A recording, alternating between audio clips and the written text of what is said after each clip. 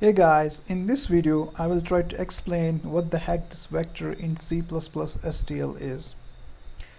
A vector is a container. C++ STL actually provides a lot of containers and vector is one of them.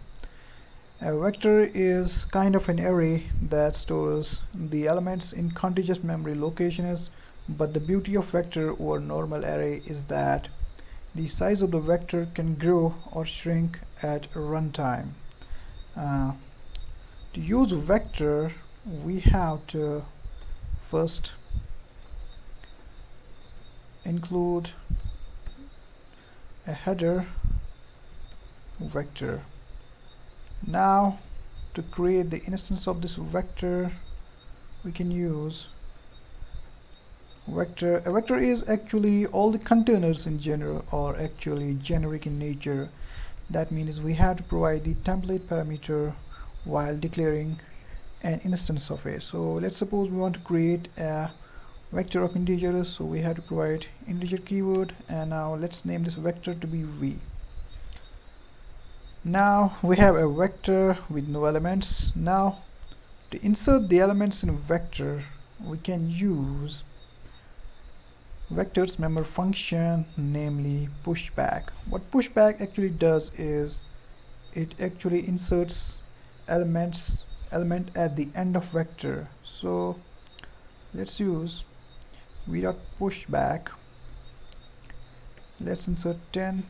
Let's insert one more element. Let this be 20. So we have inserted 10, and after that we have inserted 20.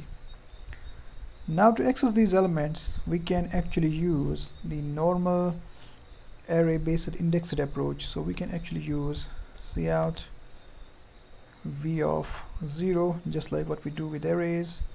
Let me put end line here, v of 1. So let's run it. So as you can see, we had inserted 10 and 20, we got 10 and 20. Now to iterate through all the elements in a vector, we can actually use the loop. So we can actually use, let's use for loop. So for int I equals 0, as long as I is less than, we have a member function for vectors, that is size.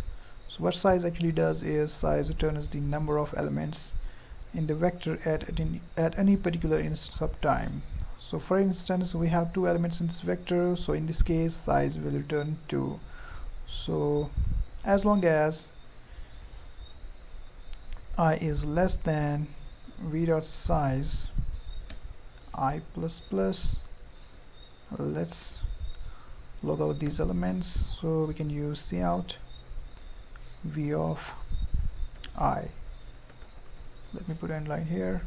Now let's run it.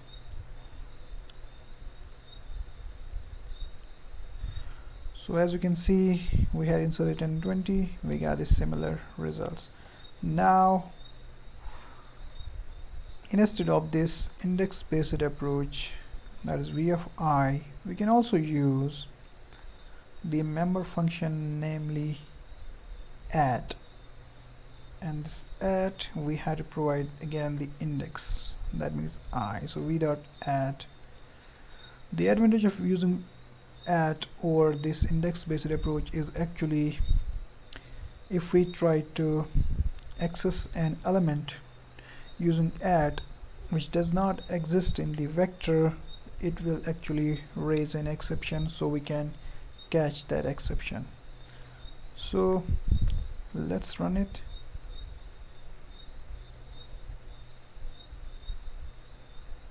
So again we got 10 and 20, similar results. Now what we can do is we can also insert these elements just like what we do with arrays. So we can actually insert these elements using this notation. So let's insert 10, 20 and 30.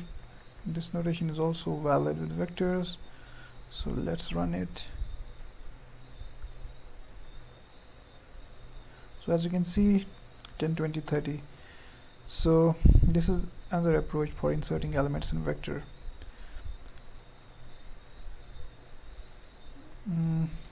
So now what we can do with vectors again is that we can